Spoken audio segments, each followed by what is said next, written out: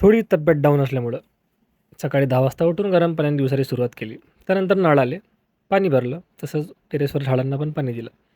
त्यानंतर केला थोडा नाश्ता कालच्या बिर्याणीचा आणि पोहोचलो कॅफेमध्ये. तिथं थोडा पैसा उडवला आणि कोल्ड कॉफीचा एक मग घेतला.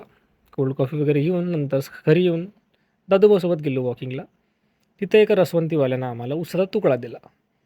ते आम्ही अर्धा-अर्धा केला आणि उसाचा तुकडा खात-खात आम्ही वॉकिंग केली. मग थोडा कामानिमित्त बाहेर गेलो.